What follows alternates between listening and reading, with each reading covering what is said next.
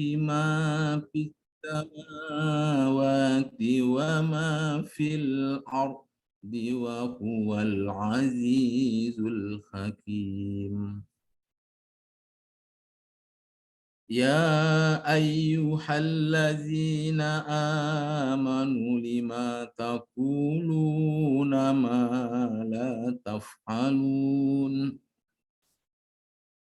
كبر مقتا عند الله أن تقولوا ما لا تفعلون إن الله يحب الذين يقاتلون في سبيله صفا كأنهم بنيان مرصوص وإذ قال موسى لقومه يا قوم لما تؤذونني وقد تعلمون عني رسول الله إليكم فلما ذاقوا عذاب الله قلوبهم والله لا يهدي القوم الفاسقين وإذ قال عيسى ابن مريم يا بني إسرائيل إني رسول الله إليكم مصدقا لما بين يدي من التوراة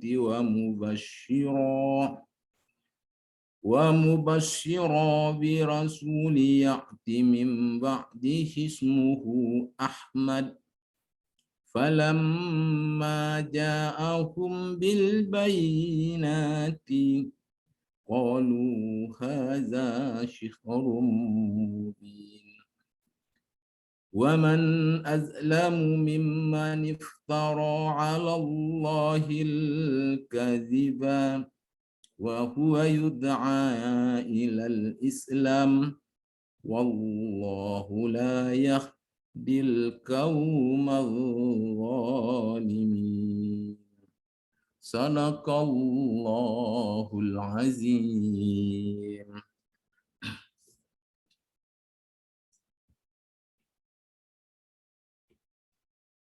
Silakan dilanjutkan. Apa mau langsung saja Antoni sebagai moderator boleh juga. Ditunjuk yang lain boleh juga. Yang sesudahnya aja Pak moderator, Pak. Oke, silakan.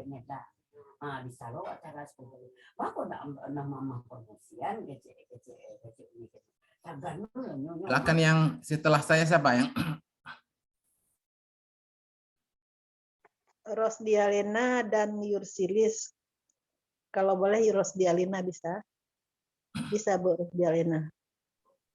Bu Lena belum masuk, Bu Yur aja. Baiklah. Assalamualaikum warahmatullahi wabarakatuh. Waalaikumsalam warahmatullahi wabarakatuh. Alhamdulillahirabbil alamin. Wassalatu wassalamu ala asrofil anbiya'i wal mursalin wa ala alihi wa ashabihi ajmain. Asyhadu an la ilaha illallah wahdahu la syarikalah wa asyhadu anna Muhammadan abduhu wa rasuluh la nabiyya ba'dah. Yang sama-sama kita hormati Bapak Profesor Safruddin Nurdin selaku dosen pembimbing kita pada kuliah inovasi pendidikan pada hari ini. Kemudian Bapak Dr. M. Qasim selaku dosen kita. Bapak dan Ibu-ibu peserta kuliah pada pagi hari ini yang kita hormati. Mari kita bersyukur kepada Allah karena dengan rahmat dan nikmat-Nya kita dapat bertemu muka walaupun di dalam Zoom ini. Kemudian salawat dan salam tak lupa pula kita unjukkan kepada arwah junjungan kita, yakni Nabi besar Muhammad SAW. Bapak Prof dan Bapak Doktor yang kami hormati, Bapak-bapak Ibu peserta kuliah yang kami hormati, baiklah pada kesempatan ini kita akan mendiskusikan yaitu tentang faktor-faktor utama yang merupakan penghambat dan sulitnya inovasi kurikulum. Jadi untuk sempurnanya apa yang akan kita bahas pada kesempatan ini, marilah kita minta kepada Saudara Haikal untuk menyampaikan makalah atau materi yang sudah beliau siapkan dalam diskusi kita pada kesempatan ini. Untuk itu, waktu dan tempat kita silakan kepada Pak Haikal untuk membacakan hasil makalah yang sudah dia persiapkan. Silakan Pak Haikal.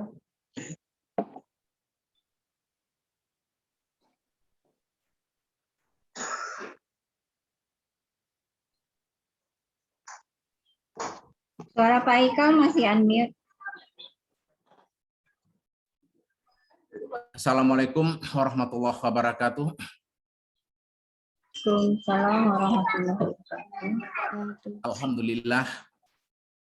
Wassalatu wassalamu ala rasulillah. Asyhadu an la ilaha illallah wahdahu la syarikalah.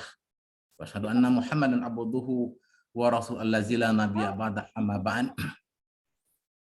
Yang sama-sama kita hormati Bapak Profesor Dr. Sapuddin Nurdin MPD, Bapak Dr. Muhammad Qasim selaku dosen pengampu kita pada mata kuliah kita pada pagi ini, yaitu masalah inovasi pengembangan kurikulum, rekan-rekan para peserta yang hadir pada kesempatan yang mulia ini.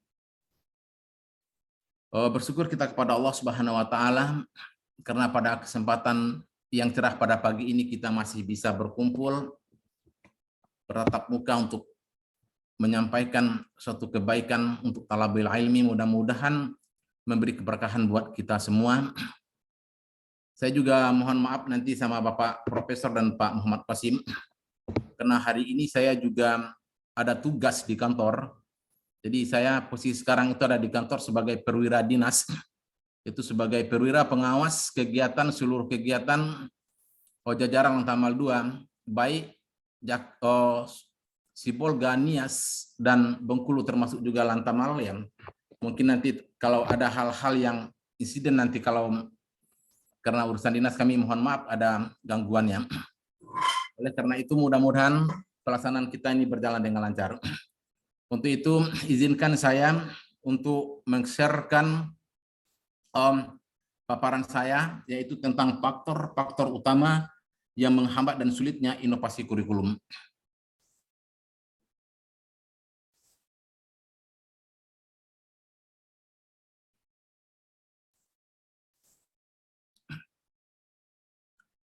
Baiklah, adapun judul makalah kita pada pagi ini adalah faktor-faktor utama yang menghambat dan sulitnya inovasi kurikulum. Yang pertama adalah pendahuluan. Perkembangan pendidikan di Indonesia sangatlah pesat. Terbukti berbagai pembaharuan dan pengembangan dalam bidang pendidikan dilakukan pemerintah, baik dari peningkatan sumber daya mengajar maupun kurikulum yang akan digunakan. Perubahan dan perbaikan kurikulum pendidikan Indonesia tentunya tidak begitu saja diubah, namun harus melalui prinsip-prinsip pengembangan kurikulum agar suatu perubahan dan perbaikan dapat lebih terarah sesuai dengan tujuan pendidikan Indonesia.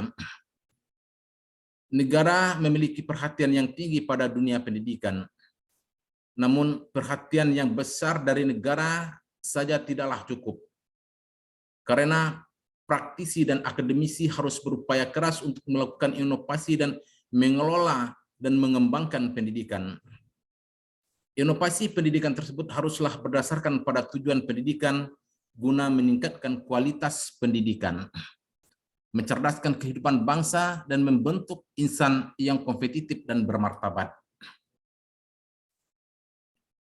Kemudian kita masuk kepada beberapa pengertian. Yang pertama, hambatan. Menurut Kamus Besar Indonesia, hambatan adalah rintangan atau halangan. Hambatan merupakan keadaan yang dapat menyebabkan pelaksanaan terganggu dan tidak terlaksana dengan baik setiap manusia selalu mempunyai hambatan dalam kehidupan sehari-hari, baik dari diri manusia itu sendiri maupun dari luar diri manusia. Hambatan cenderung bersifat negatif, yaitu memperlambat laju suatu hal yang dikerjakan oleh seseorang. Dalam melakukan kegiatan, sering kali ada beberapa hal yang menjadi penghambat tercapainya tujuan. Menurut Rahman Nata Wijaya dalam Sutrianto, hambatan belajar adalah suatu hal atau peristiwa yang ikut menyebabkan suatu keadaan yang menghambat dalam mengaplikasikannya.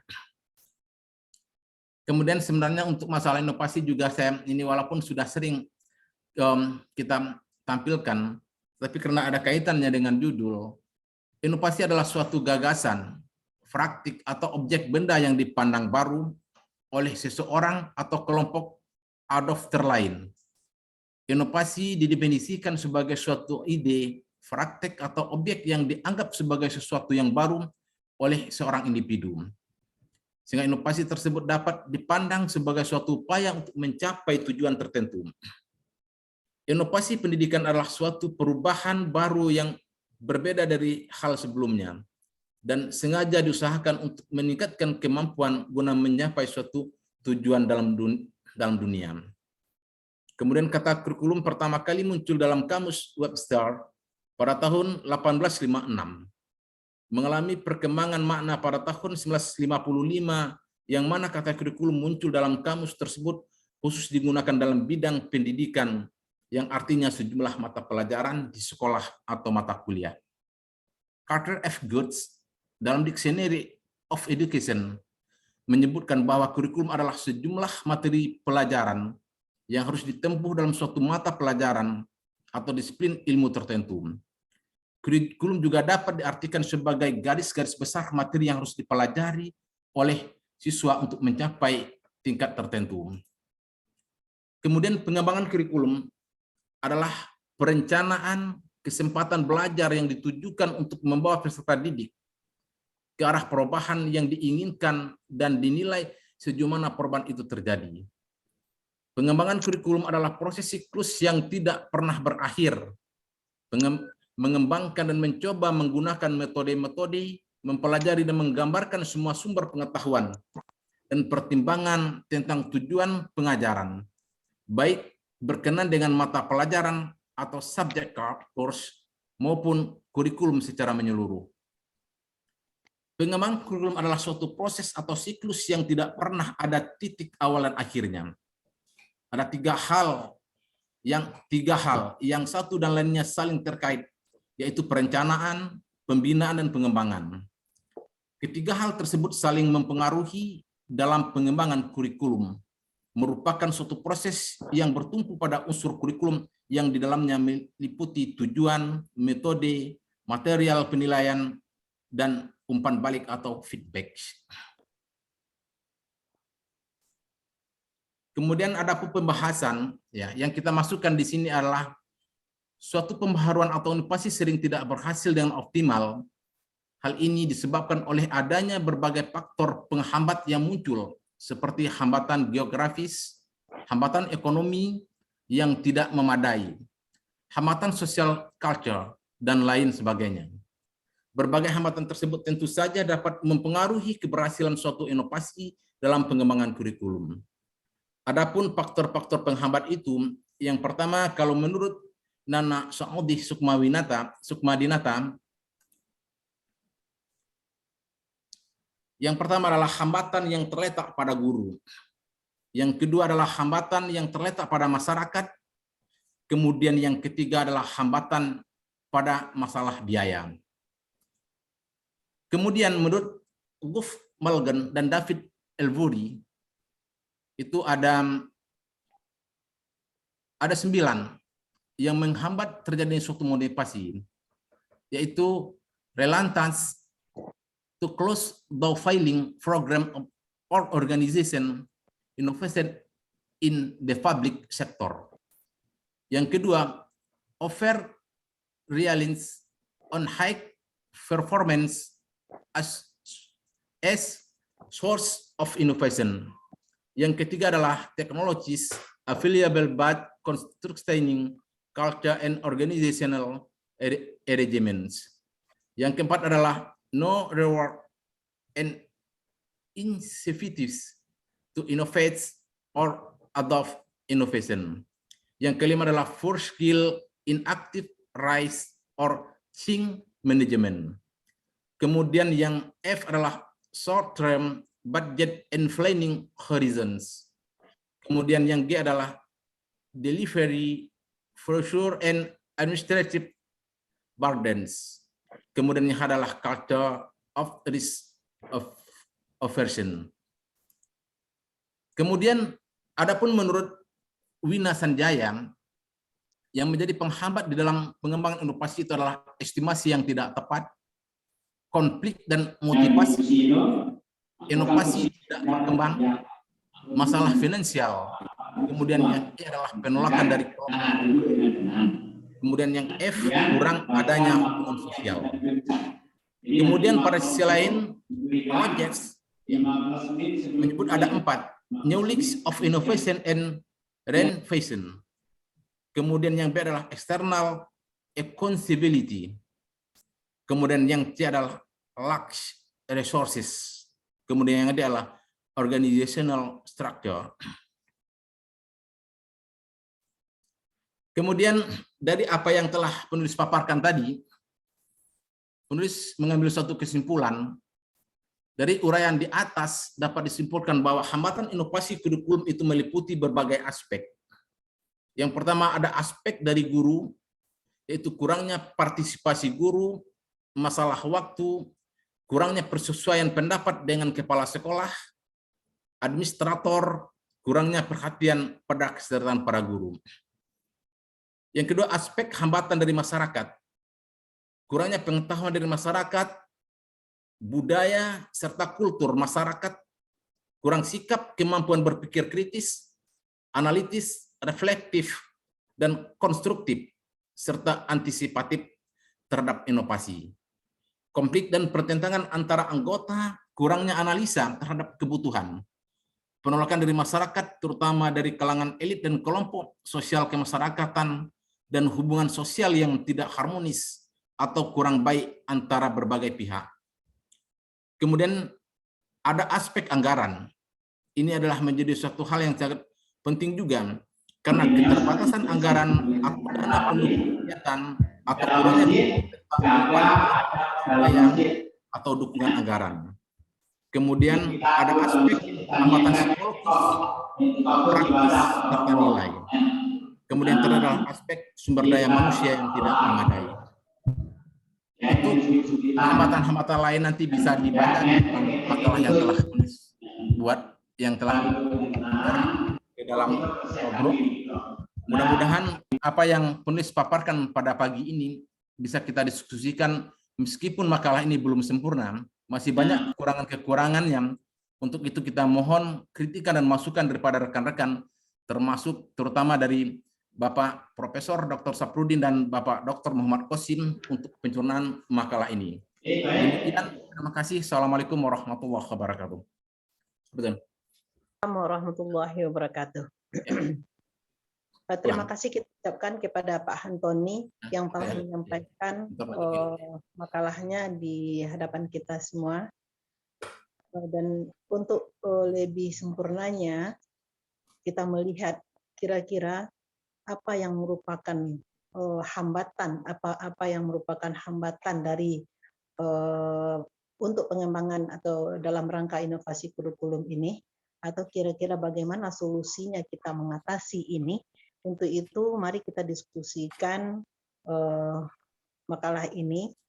Untuk itu kita minta kepada peserta kuliah pada kesempatan ini untuk memberikan tanggapan atau masukan agar materi kita ini dapat kita terima sesuai dengan tujuan perkuliahan kita pada kesempatan ini. Jadi kita minta kepada teman-teman untuk memberikan masukan. Kita persilakan siapa yang akan dulu memberikan masukan atau tanggapan. Udah matian apa udah bentar udah? Baru udah.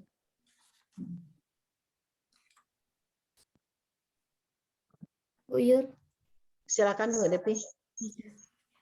langsung Bu. Langsung aja Bu Devi. Bismillahirrahmanirrahim. Assalamualaikum warahmatullahi wabarakatuh. Waalaikumsalam warahmatullahi wabarakatuh. Yang sama-sama kita hormati dosen pengampu Prof. Dr. Syafruddin Nurdin dan juga Dr. Muhammad Kusim serta bapak-bapak, ibu-ibu PIB yang kami banggakan.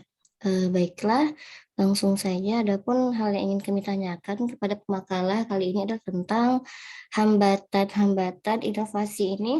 Tadi ada dari Geoff Morgan ya, sama Rogers, mungkin lebih bisa dijelaskan lebih lanjut tentang hambatan itu. Kemudian dari beberapa pendapat tentang hambatan-hambatan inovasi ini, kira-kira apa solusi yang mungkin telah dilakukan oleh orang-orang yang berkaitan dalam perbaikan melakukan inovasi ini ya, kira-kira apa gitu solusi dari hambatan yang telah dipaparkan tadi. Terima kasih, kami kembalikan kepada moderator. Assalamualaikum warahmatullahi wabarakatuh. Waalaikumsalam Waalaikumsalam warahmatullahi wabarakatuh. Terima kasih banyak kita ucapkan kepada Bu Devi yang telah memberikan dua tanggapan atau pertanyaan dalam bentuk pertanyaan yang mana yang pertama yaitu tentang penjelasan lebih lanjut lagi tentang yaitu hambatan yang untuk pengembangan inovasi kurikulum ini. Kemudian yang kedua adalah bagaimana solusi yang sudah dilakukan dalam rangka mengatasi hambatan-hambatan ini. Kemudian kita minta kepada penanggap yang berikutnya. Saya Bu Yur. Silakan Bu Indah. Terima kasih. Assalamualaikum warahmatullahi wabarakatuh. Waalaikumsalam warahmatullahi wabarakatuh. Yang terhormat Bapak Prof yang sudah hadir di hadapan kita bersama dan juga Bapak Dr. Muhammad Qasim dan juga rekan-rekan sekalian.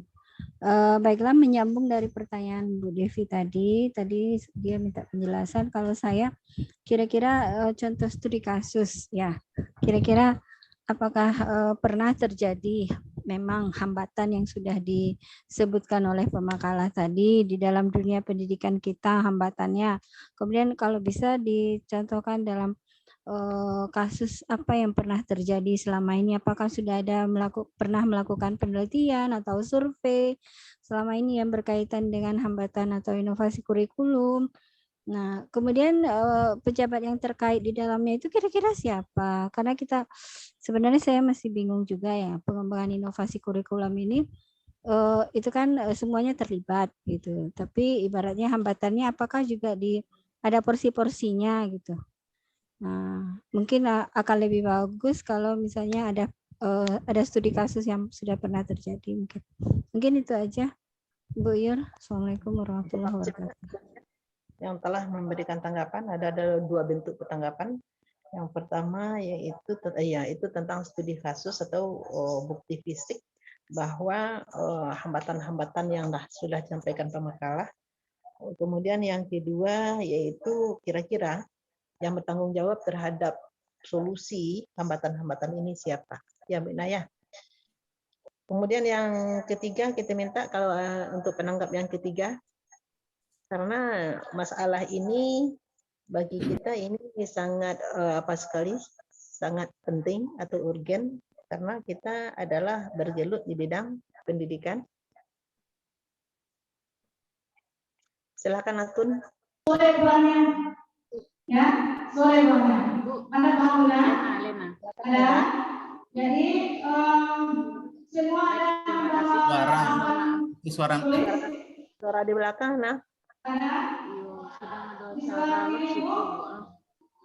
Ada. Apa dicat saja nanti? Ada yang mau ditanyakan? Enggak kedengaran. Terlalu Ya. keras suaranya ya. Ya. Chatting aja nanti pertanyaan Bu Lena di chat. Iya, dicat aja lah nanti. Suaranya ribut kali. Kami akan sedang acara ini ada acara ujian kesalahan yang ada pada kami Mungkin lanjut aja dulu nanti saya tulis apa pertanyaan di chat atau setelah tahu pemakalah menjawab pertanyaan yang dan tahu wajibnya atau poin Apa menyusul ya, Bu Lena ya. Kita minta mungkin satu lagi kalau ada.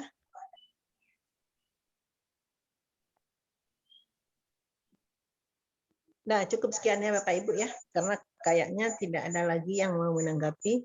Baiklah, Bapak dan Ibu-Ibu, Pak Prof dan Pak Dokter yang kita hormati, pada kesempatan ini ada 3 penanggap.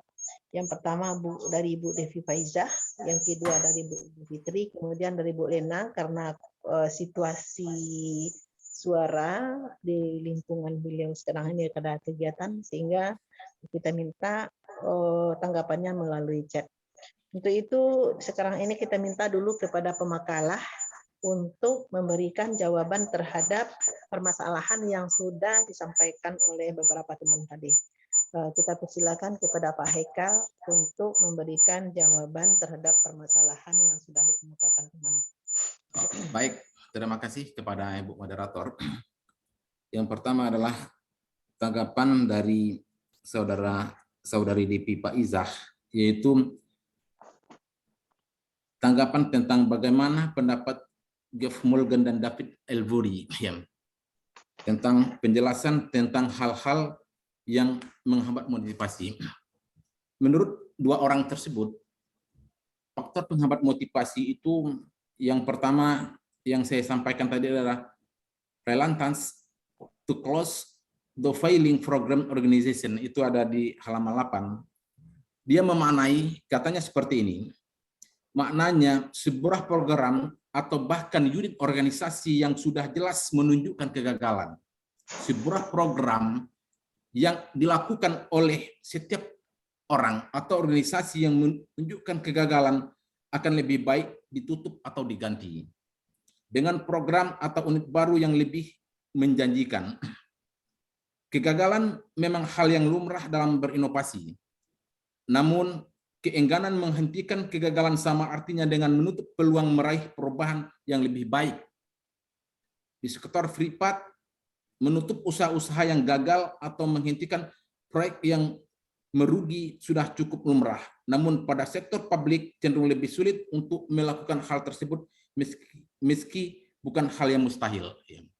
Di mana sebuah program yang telah direncanakan kemudian dilaksanakan mengalami sebuah kegagalan, tetapi kita tidak mau mengambil suatu inovasi atau menggantikan kegagalan tersebut. Artinya tidak ada suatu inisiatif untuk melakukan perbaikan terhadap kegagalan tersebut.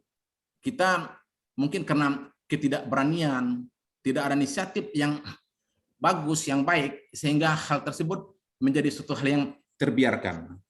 Yang kedua adalah over reliance of high performance as source of innovation. Selama ini ada kecenderungan bahwa perubahan atau inovasi hanya mungkin terjadi jika ada figur, di mana figur yang kuat memiliki konsistensi tinggi. Begitu figur tadi hilang, maka hilang pula lah segala inisiatif pembaharuan. Itulah sebabnya ide-ide inovatif harus dapat diinstruksionalisasikan sehingga tidak tergantung kepada ketokohan seseorang dalam dan dapat dijamin keberlanjutannya. Di mana kegagalan inovasi, kata Mulgan di sini, itu kita hanya tergantung kepada seorang tokoh, seorang yang hanya karakteristik seseorang saja. Apabila tokoh karismatik tersebut tidak ada, kadang-kadang ini tidak dilanjutkan. Akhirnya menjadi sesuatu hal yang tidak berjalan dengan baik karena adanya ketergantungan kita. Seharusnya dalam setiap inovasi kita selalu berusaha sebaik mungkin. Seluruh kita harus punya inisiatif untuk mengembangkan inovasi selama hal tersebut masih bisa kita laksanakan. Yang kedua adalah technologies available but constraining culture on organizational arrangement. Seringkali inovasi gagal bukan karena tidak adanya dukungan teknologi, namun lebih karena tradisi atau kebijakan organisasi yang tidak pro inovasi. Persepsi bahwa perbedaan gagasan adalah bentuk ketidaktaatan pada pimpinan. Misalnya adalah contoh dari problem culture atau budaya yang sering ditemui dalam sebuah organisasi. Demikian pula, tiada sistem insentif bagi seseorang pembaharu atau kewajiban untuk mendapatkan persetujuan untuk sebuah inisiatif inovasi adalah contoh dari kebijakan yang tidak berpihak dan tidak ramah pada inovasi. Di mana kegagalan inovasi itu bukan hanya ditentukan oleh faktor teknologi, kemajuan alat-alat yang kita pergunakan, ya, termasuk dalam alat komunikasi, fasilitas, tetapi adanya suatu budaya di mana budaya tersebut, ya, kita cenderung, ya, mengikuti suatu budaya di mana kurang inisiatif tadi, ya. Termasuk dalam hal ini, ya, apabila ada seseorang yang berinisiatif bercoba melaksanakan suatu inovasi, dianggap tidak loyal, di mana ada pertentangan pemikiran-pemikiran yang ada dalam setiap pelaksana daripada sebuah program tersebut, ya. Ya mungkin karena mungkin budaya tersebut ya kurang demokratis di dalam memahami setiap sikap, ya. Setiap inovasi dianggap sesuatu hal yang mungkin akan merubah suatu hal yang telah ada, dan sesuatu yang baru itu mungkin dianggap sebuah tabu, ya. Kemudian juga di sini dikatakan tidak adanya hal-hal yang memberi motivasi atau dukungan, ya. Karena setiap orang berinovasi mungkin tidak ada rangsangan, mungkin ada insentif, ya mungkin ada penghargaan, ya. Ini termasuk bagian daripada penghambat sebuah inovasi, ya. Seseorang ingin berinisiatif, ya, kadang-kadang ketika dia berinisiatif, ya dia mungkin tidak dapat penghargaan atau mungkin dianggap sesuatu yang ia lakukan itu adalah suatu hal yang tabu, gitu. Kemudian yang keempat adalah tidak no reward on incentives to innovate or out of innovation. Kemudian penghargaan dalam rangka menumbuhkan inovasi pegawai untuk memberi yang terbaik bagi institusi adalah sebuah kewajaran belaka. Maka inovasi dan apresiasi sesungguhnya merupakan dua sisi yang tidak dapat dipisahkan. Kemampuan berinovasi tidak dapat dianggap sebagai sebuah hal yang biasa-biasa saja atau kinerja normal, namun harus dipandang sebagai sesuatu yang istimewa sehingga layak mendapat penghargaan. Yang kedua ini sejalan juga dengan yang tadi, yaitu bahwa rewards itu menjadi suatu hal yang mendukung sebuah inovasi. Apabila rewards ya juga tidak diberikan, itu akan juga membuat seseorang untuk malas berinovasi. Kemudian ada yang E-nya itu adalah yang saya baca aja maknanya dari pendapat Malgen tadi. Bagaimanapun aspek keterampilan memegang peranan penting untuk keberhasilan inovasi. Sebesar apapun motivasi pegawai dalam lingkungan yang kondusif namun tidak ditunjang oleh keterampilan yang memadai, maka tetap saja inovasi akan berhenti sebagai wacana. Di mana sumber daya manusia, keterampilan, kemampuan seseorang untuk mengembangkan suatu daya yang baru itu juga menjadi faktor pendukung. Apabila sumber daya manusianya atau pelaksana yang ditujukan dalam inovasi itu tidak memiliki keterampilan, ini akan menjadi suatu faktor penghambat. Hal itu juga sejalan dengan apa yang dikatakan oleh Nana Saudi, itu Ibu Nana Saudi. Penghambat inovasi itu adalah ketidakmampuan para guru karena keterbatasan pengetahuan mereka di dalam melakukan suatu inovasi, itu akan jadi suatu penghambat. Itu ini bisa kita kaitkan dengan faktor sumber daya manusianya. Kemudian yang F-nya adalah dukungan anggaran. Tentunya setiap apapun kegiatan anggaran ini merupakan hal sangat penting. Karena tanpa anggaran, setiap kegiatan itu tidak akan berjalan dengan mulus. Tetapi anggaran bukan satu-satunya faktor penentu.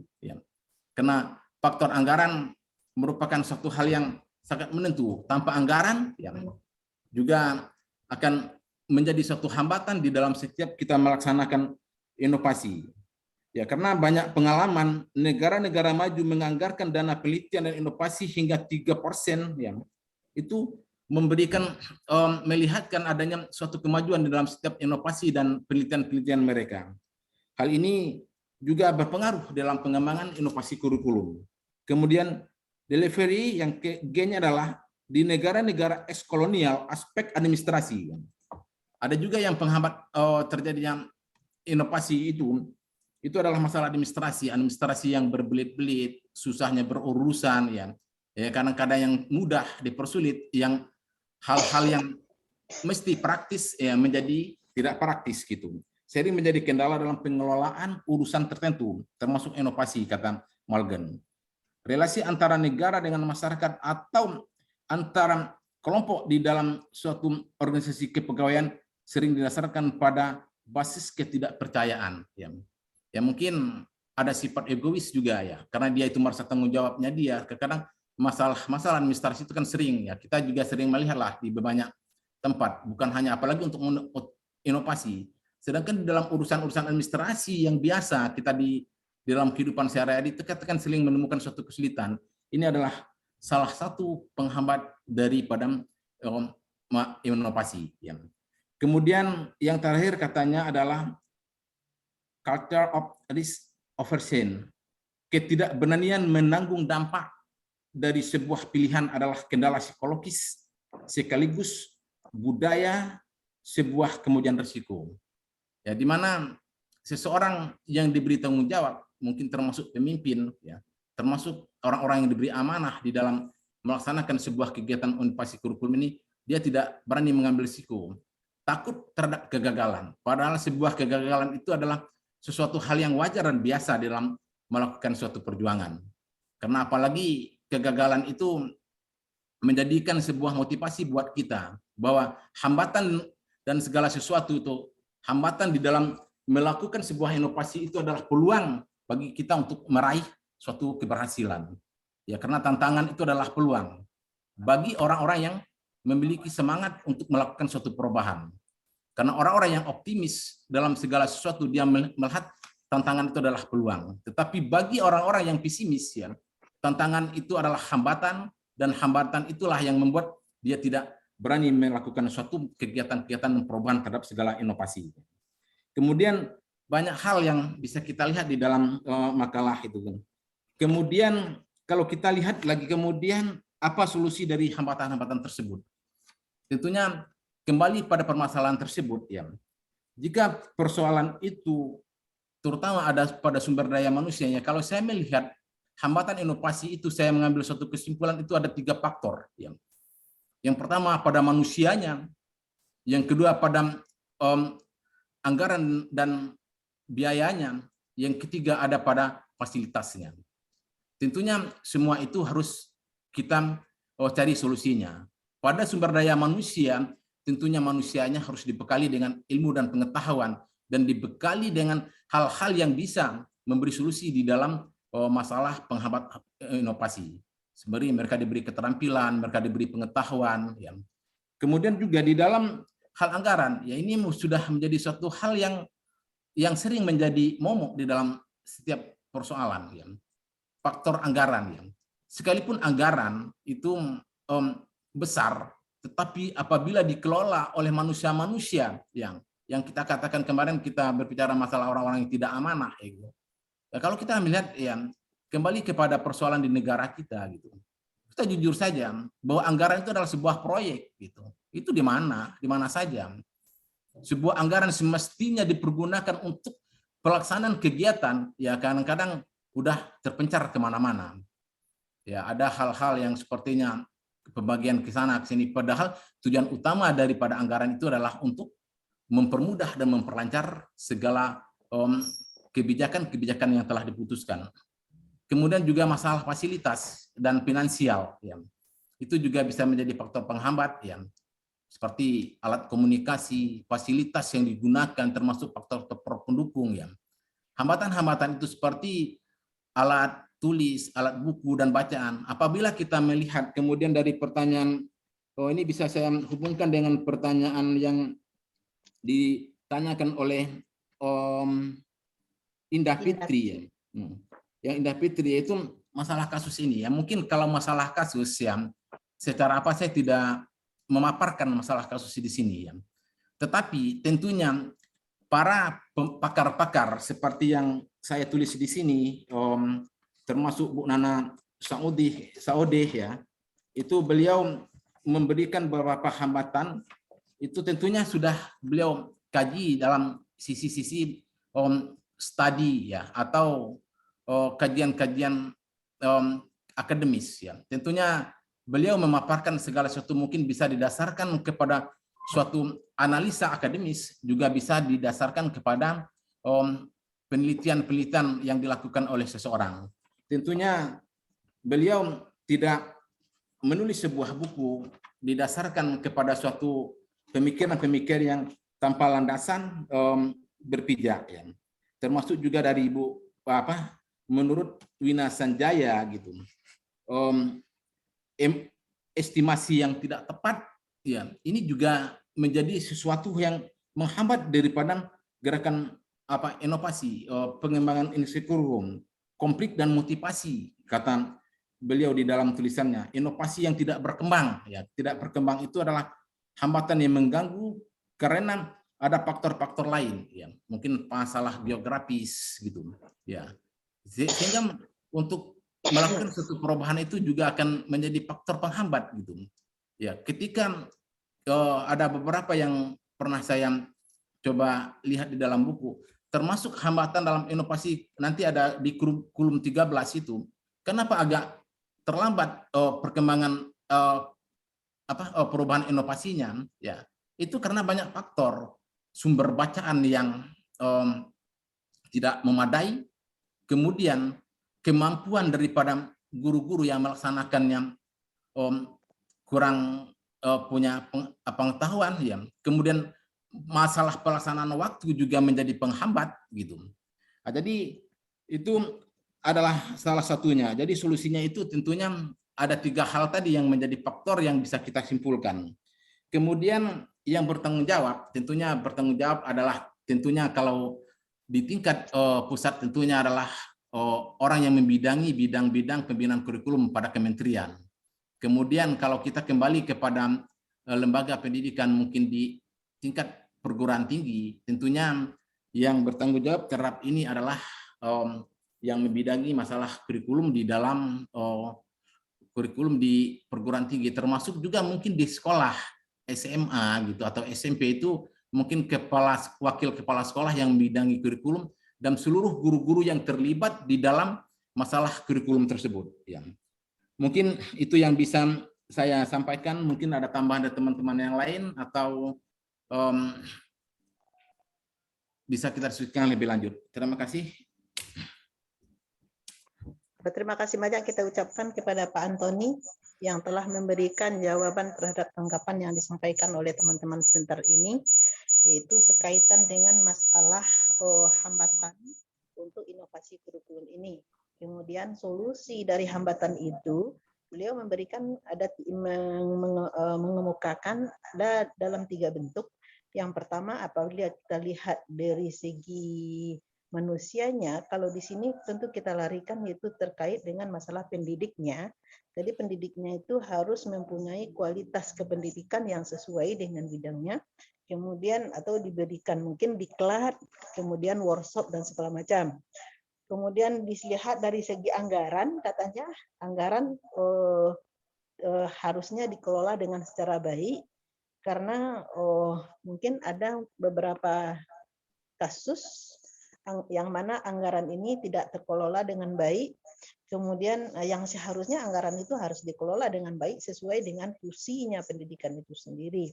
Kemudian sarana dan prasarana atau yang diistilahkan dengan fasilitas. Jadi sarana dan prasarana yang ada itu seharusnya disesuaikan dengan kebutuhan dalam untuk pendidikan itu sendiri. Kemudian sebagai yang penanggung jawab terhadap hal ini, sebagaimana yang dikemukakan oleh pengarah sebentar ini adalah yang berkompeten. Dalam ini mungkin yang di tingkat tingginya tentu adalah di bidang kementerian. Ada Menteri Pendidikan mungkin juga ada Dirjen Pendis kalau bagi kita, dan sampai ke jajarannya ke bawah, yaitu masalah guru ataupun kepala madrasah. Bapak-bapak dan ibu-ibu yang kita hormati, itulah kira-kira tanggapan yang sudah jawaban yang sudah diberikan oleh saudara Antoni. Kita kembalikan dulu kepada yaitu Sebelum dan sebelum dikembalikan boleh menanggapi Bu Yur, karena terkait juga apa yang disampaikan Pak Antoni tadi terkait dengan yang apa yang mau saya tanyakan. Oke, silakan Bu Lena. Terima kasih atas waktunya. Mudah-mudahan tidak ada yang mengganggu lagi dengan suara yang mengganggu di tempat saya ini. Tadi Bapak Antoni sudah menyinggung bahwa dalam penyeimbang kurikulum yang dikatakan oleh Nana Saudi itu hambatannya adalah salah satunya adalah terletak pada guru. Kalau masalah biaya memang itu persoalan anggaran yang ditetapkan oleh Kementerian Pendidikan berkaitan dengan penyeimbang kurikulum itu sendiri, jelas itu memang tidak membutuhkan, memang sangat membutuhkan biaya yang tidak sedikit, artinya mesti butuh dana yang banyak. Kemudian yang tidak habis pikir bagi saya itu yang pertama di halaman 6 ya dalam makalah, hambatan yang terletak pada guru, kurangnya partisipasi guru dalam penyeimbang kurikulum disebabkan 3 hal. Yang pertama kurang waktu, kedua kurang kesesuaian pendapat antara sesama guru, kemudian kepala sekolah dan administrator, kemudian ketiga karena kemampuan dan pengetahuan guru itu sendiri. Nah ini tidak sebetulnya di masalah ini. Kenapa? Karena guru yang sudah dididik, ditempa dalam ilmu kependidikan sebagai tenaga guru, mestinya tidak lagi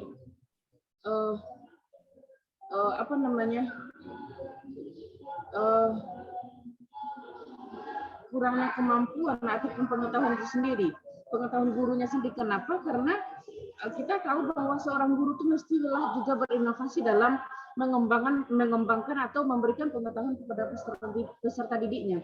Nah, ini menurut saya tidak logis alasan yang diberikan oleh Nana Saudi ini. Yang pertama, apa alasan terbesar sehingga Nana Saudi bisa mengungkapkan pendapat seperti ini? Kalau menurut saya ini sesuatu yang tidak logis begitu. Kemudian kurang sesuai antara sesama guru. Nah, ini juga lucu juga rasanya, juga aneh juga rasanya ketika antara sesama guru tidak punya, aku katakanlah kurang sesuaian berpendapat. Ini aneh rasanya. Ketika seorang guru sudah harus mengembangkan kurikulum itu sendiri, maka secara otomatis di antara guru itu tidak ada perbedaan pendapat. Nah ini juga aneh menurut saya. Aneh, termasuk juga kepala sekolah dan tenaga administrator. Karena kita tahu bahwa lembaga pendidikan itu sangat penting untuk menjadikan atau mendidik manusia menjadi manusia seutuhnya. Sebagai lembaga pendidikan tidak ada lagi yang namanya istilahnya kurang sesuaian, kemudian berbeda pendapat antara guru dengan kepala sekolah, kemudian termasuk juga dengan administrator, termasuk juga kemampuan guru. Ini hal-hal yang tidak logis menurut saya. Tetapi kalau berkaitan dengan yang ketiga, hambatan dari masalah biaya itu jelas, dan itu logis begitu. Dan sebetulnya ini juga adalah tanggung jawab pemerintah sebagai lembaga yang mengelola masalah pendidikan. Kemudian yang kedua, hambatan terletak pada masyarakat. Nah, untuk penyeimbang kurikulum dibutuhkan dukungan dari masyarakat. Menurut saya ini juga tidak logis. Kenapa tidak logis? Karena yang bertanggung jawab penuh terhadap masalah penyeimbang kurikulum itu adalah pemerintah. Nah, ini ketidaklogisan dari pendapat Nana Saudi ini. Nah, saya tidak bisa mencerna lebih jelas lagi kenapa Nana Saudi memberikan alasan demikian. Ini mohon tanggapan atau penjelasan dari pemakalah. Terima kasih. Saya kembalikan kepada moderator. Assalamualaikum warahmatullahi wabarakatuh.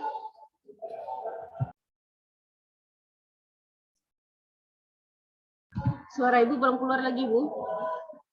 Suara Bu. Dia apa, Bu? Ya. Terima kasih, Bu Lena, yang telah memberikan tanggapan, di mana membantah kayaknya apa yang disampaikan oleh Ibu Nana Saudi tentang hambatan yang diberikan, yang dia kemukakan dalam mengembangkan kurikulum ini, yang terletak pada gurunya, kemudian terletak pada masyarakatnya, dan terletak pada masalah pembiayaan. Jadi yang paling fokus kayaknya adalah pada guru dan pada masyarakat. Kayaknya guru dan masyarakat ini tidak mungkin merupakan hambatan terhadap pelaksanaan pendidikan, karena guru telah dididik dan masyarakat tidak terkait dengan sana. Padahal yang terkait langsung terhadap pendidikan ini adalah kepemerintahan, gitu ya, Bu Lina. Ini silakan Pak Haikal, bagaimana bisa Pak Haikal melanjutkan jawaban atau kita minta kepada teman-teman yang lain yang akan membantu? Oh, boleh saya jawab dulu. Nah, silakan Pak Haikal. Oh, baik, terima kasih ya kepada moderator. Ini seperti di halaman 6, saya mengutip pendapat Bu Nana Saudi ya. Tentunya saya yang pertama saya berprasangka baik dulu terhadap beliau karena beliau adalah seorang profesor dan doktor. Secara akademis tentunya beliau tidak akan seperti yang disampaikan tadi, tidak akan membuat suatu uraian tanpa ada dasar dan pemikiran yang jelas gitu ya. Itu yang pertama. Yang kedua, kita boleh berbeda pendapat, tetapi tidak dalam kondisi artinya sifatnya negative thinking gitu. Semua orang boleh berpendapat gitu. Ketidaklogisan itu tentunya secara ya, akademis tentunya bisa dipertanyakan kepada beliau karena saya mengutip. Tetapi bagi saya, kenapa saya juga bisa mengambil satu kesimpulan dari pendapat beliau, hambatan terletak pada guru. Apakah semua guru yang membidangi bidang studi itu sudah memiliki kemampuan yang sama? Saya pikir tidak semua guru itu pintar semua. Bisa jadi ya, setiap guru keterbatasan dan pengetahuan mereka itu akan menjadi suatu penghambat. Mungkin itu salah satu yang mungkin dari Bu Nana Saudi gitu kan. Kenapa? Termasuk juga kurang waktu. Waktu yang diberikan kepada guru itu sangat terbatas gitu. Banyak faktor gitu kan. Faktor psikologi seorang guru apabila dia diberi suatu beban waktu yang lebih panjang, sementara ada kebutuhan-kebutuhan lain yang tidak diperhatikan, seperti yang juga dikatakan oleh Malgen tadi gitu. Waktu yang sangat terbatas, kemudian tidak diberi lagi rangsangan-rangsangan lain, insentif atau hal itu akan menjadi suatu penghambat. Gitu. Mungkin itu salah satu kalau menurut saya, gitu, secara analisa. Gitu. Kemudian adanya kekurang sesuaian pendapat, ya. Bisa jadi. Apakah kita di kelas saja lah, itu berbeda pendapat kita dalam satu hal, apalagi seorang guru. Mungkin menurut pandangan dia dalam satu referensi menurutnya seperti ini, itu akan menjadi suatu perdebatan. Apabila perdebatan dan pandangan yang berbeda-beda itu akan menjadi suatu penghambat. Karena tidak ada yang mulus di dalam sebuah organisasi. Ya, di dalam sebuah organisasi yang kecil jadi kelas kita aja lah. Gitu. Kita ada berbeda pendapat. Gitu. Itu kalau kita katakan beliau menulis ketidaksesuaian pendapat baik antara sesama guru itu wajar. Saya pikir tidak ada yang mulus di dalam sebuah organisasi. Gitu. Antara kepala sekolah dengan guru, mungkin Bu Yorisilis mungkin banyak menemukan pengalaman-pengalaman. Apakah antara kepala sekolah dengan guru itu selalu sesuai? Pasti ada yang tidak sesuai. Jangankan gitu, saya ambil contoh aja di organisasi saya. Antara komandan, anak buah, dan saya sendiri itu sering berbeda pendapat. Apabila terjadi berbeda pendapat, kan jadi suatu hambatan. Seharusnya bisa kita laksanakan dengan baik, ya ada penolakan, kemudian terjadi suatu hambatan. Gitu. Kemudian ya kepala sekolah tadi, kemudian hal-hal lain gitu antara atasan bawahan. Masalah administrasi, ya. Mungkin kita banyak melihat hambatan administrasi. Kita tidak usah jauh-jauh lah contoh. Kita ambil aja di kampus kita gitu. Di kampus kita tuh masalah administrasi itu suatu hal yang sangat saya pikir itu adalah suatu sangat hal yang bagaimana lah gitu. Apabila kita dibandingkan dengan tempat-tempat lain. Jadi itu termasuk penghambat inovasi gitu, pengembangan inovasi. Cobalah kita berurusan dengan tempat-tempat lain. Kita ambil aja lah di ketatakusahaan kita. Saya mengambil contoh ya. Ini sebagai suatu perbandingan, sebagai sebuah kajian akademis tentunya kita bisa berbicara tetapi tidak dalam tataran yang terlalu jauh, tetapi dalam batas-batas yang kewajar. Saya pernah mencoba mendaftar di UNP untuk mengambil manajemen S2. Kemudian kebetulan adik letting saya, Mayor Abidin, sudah duluan untuk mengikuti studi di sana. Tapi ketika saya datang ke sana, sistem administrasi mereka itu memang tertata dengan baik dan rapi. Ketika kita datang ke resepsionis, Bapak butuh apa, Pak? Ini. Secara administrasi di UNP itu luar biasa. Itu kan menjadi suatu kemajuan dalam suatu pengembangan. Kalau kita ke administrasi kita aja, Pak milih apa? Apa? Lihat di situ, Pak. Cek di situ. Harusnya kita dilayani. Itu adalah bagian daripada penghambat administrasi. Mungkin dari pengalaman seorang profesor, mungkin juga kita bisa tanyakan nanti kepada Pak Profesor Syafruddin Nurdin, karena ini guru besar beliau, ya, guru besar beliau yang banyak memberi masukan-masukan yang pernah beliau ceritakan. apa memang betul tidak logis gitu. Kalau menurut saya ini logis-logis saja. Karena seorang profesor membuat sebuah teori tentu ada dasar dan referensi yang bisa dipertanggungjawabkan. Kemudian hambatan yang terletak pada masyarakat. Karena kita sudah tahu bahwa lingkungan pendidikan itu ada lingkungan sekolah, lingkungan masyarakat, dan lingkungan keluarga.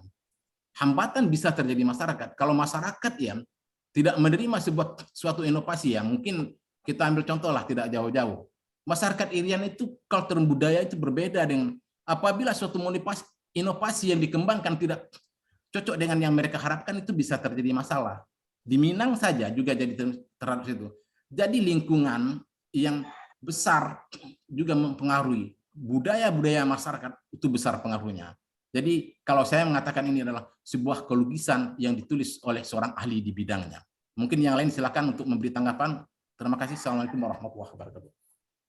Waalaikumsalam. Terima kasih banyak Pak Antoni yang telah memberikan umpan balik terhadap permasalahan yang disampaikan atau tanggapan terhadap masalah yang disampaikan oleh Bu Lena.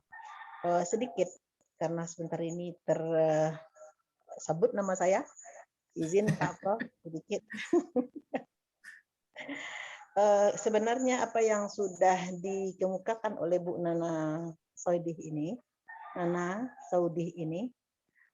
sebagaimana yang dikemukakan oleh pemakalah, itu kita juga sependapat. Sebagaimana karena kita pengalaman ini, bagaimana yang dikemukakan oleh Bu Indah Fitri, studi kasusnya bagaimana Pak, kan gitu. Nah ini pengalaman. Kalau kita lihat dari segi guru, pada ini yang kita hadapi sekarang ini mungkin tidak jauh berbeda dengan sekolah atau madrasah. Pada madrasah yang kita bina sekarang ini, itu tenaga pendidik PNS yang boleh dikatakan imbalan jasanya memadai dibandingkan dengan tenaga pendidik yang honorer itu berbanding 50-50. Ya, berbanding boleh dikatakan 50% yang PNS, guru PNS, dan 50% bahkan 60% ada guru yang non PNS. Nah, guru non PNS ini boleh kita lihat ini dia di samping dia tak fokus untuk menghadapi pendidikan saja. Kenapa? Karena karena kita lihat itu yang dia terima itu jauh lebih sedikit dibandingkan dengan kebutuhannya. Biasanya guru itu kalau madrasah yang besar, lumayan lah. Kira-kira dia mendapat imbalan kira-kira berkisar hanya sekitar 1,5 sampai 2 juta satu bulan. Kalau dibandingkan dengan kerja dia harus mengajar 24 jam satu hari, 24 jam satu minggu, ini rasanya nggak seimbang. Jadi dia punya pemikiran lain.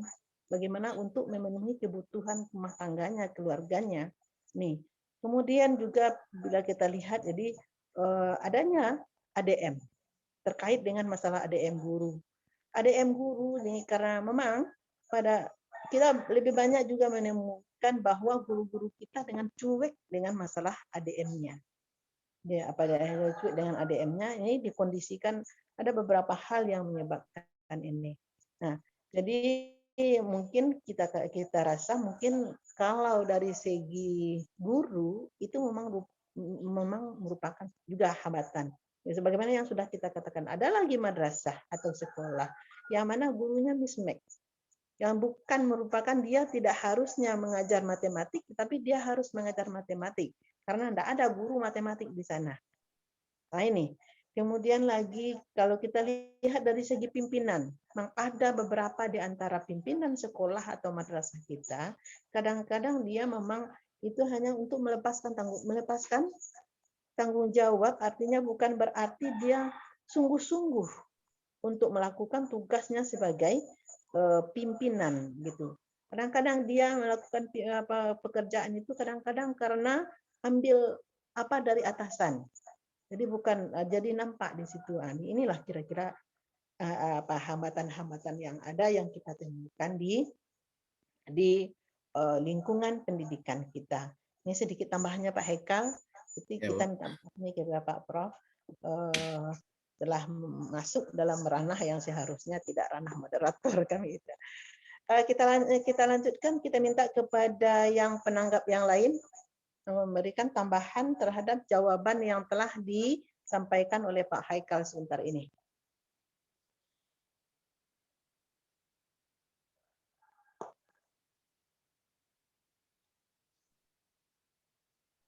Halo, Bapak Ibu. Sedikit Ibu Moderator juga ingin menambahkan. Silakan Bu Halimah. Ya, baik, berkaitan di sini saya mungkin ingin menambahkan dan mendukung pendapat dari pemakalah. Di sini mungkin saya akan mencermati dari sisi hambatan yang terletak pada guru.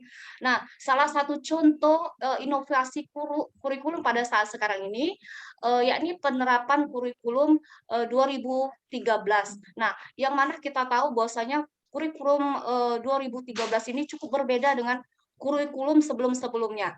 Nah, bayangkan jika SDM para guru itu tidak diberikan pelatihan bagaimana cara proses pembelajaran dengan kurikulum 2013 ini. Mungkin proses pembelajaran tidak akan mencapai tujuan pembelajaran yang maksimal.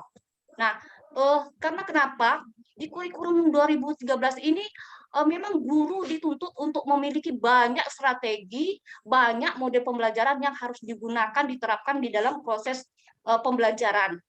Nah, di antara salah satu solusi dalam hambatan yang terletak pada guru, yakni solusinya itu sebenarnya di dalam proses pembelajaran kurikulum 2013 ini, guru dituntut di dalam proses pembelajaran itu menggunakan berbagai macam strategi. Contohnya, guru di dalam proses pembelajaran itu harus memiliki misalnya, ini salah satu strategi yang saya ungkapkan, yakni menggunakan strategi ekspositori. Nah, di mana itu guru dituntut untuk menyampaikan materi kepada siswa secara langsung dengan menggunakan berbagai macam metode pembelajaran. Walaupun dia juga dituntut di dalam proses pembelajaran 2013 ini dituntut juga harus wajib menggunakan model pembelajaran yang terbaru dan terkini. Nah, ini jauh berbeda dengan kurikulum CBSA dulu gitu, atau kurikulum KTSP dulu. Itu tidak ada tuntutan dalam proses pembelajarannya harus menggunakan model pembelajaran. Nah, jadi saya amat sangat mendukung pemakalah tadi bahwasanya memang guru juga merupakan salah satu faktor penghambat dalam penerapan inovasi kurikulum. Nah, mungkin itu saja yang ingin saya tambahkan, Ibu Moderator. Waktunya saya kembalikan kepada Ibu Moderator. Terima kasih Bu Halimah yang telah memberikan tambahan terhadap permasalahan yang dikemukakan oleh Bu Lena sebentar ini. Ya, sebagaimana yang dikemukakan oleh bahwa guru perkuat ini apa yang sudah kita diskusikan, memang guru itu merupakan hambatan. Kenapa? Profesional guru, maksudnya di sini mungkin yang dilihat adalah dari segi keprofesionalan guru. Nah, guru dituntut untuk profesional karena banyaknya yang harus dia kerjakan.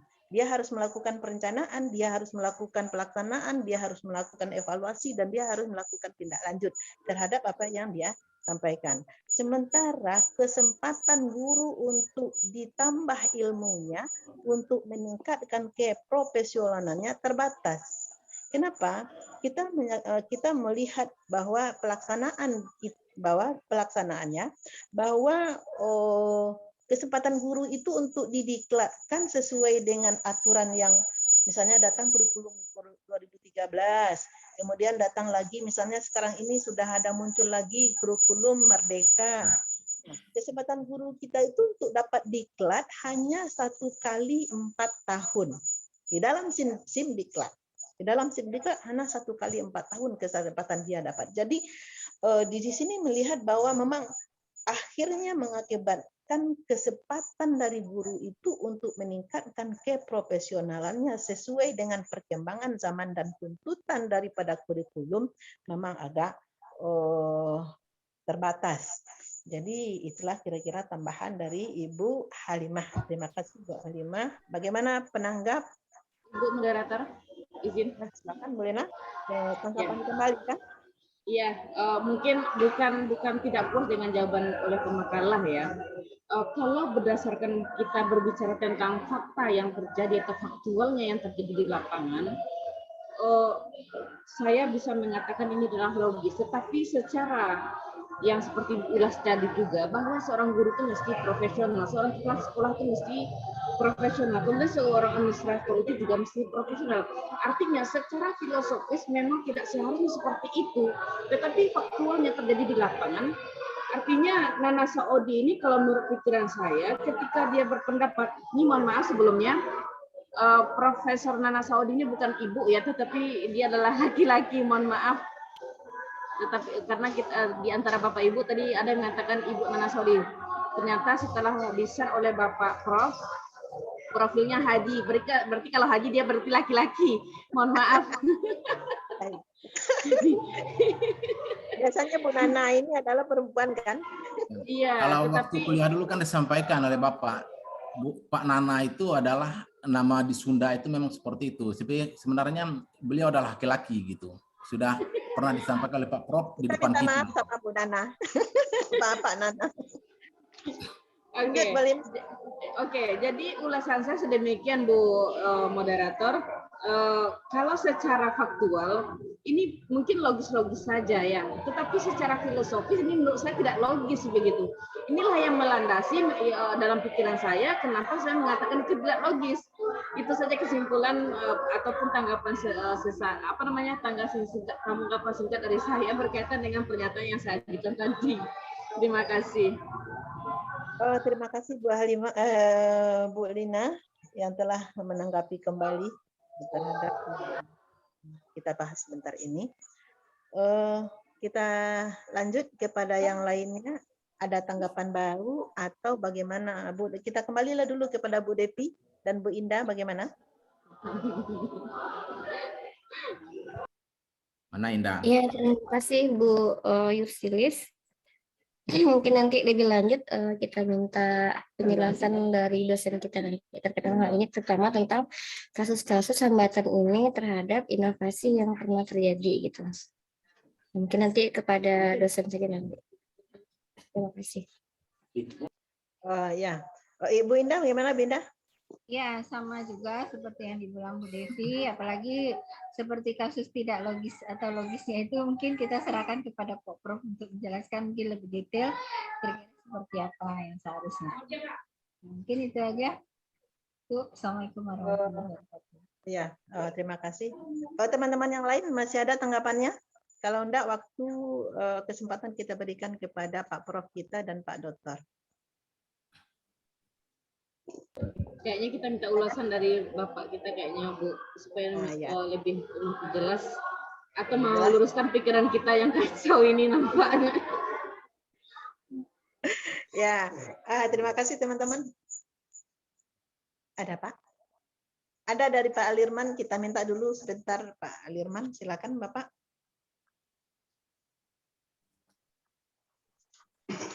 Sebelah sih.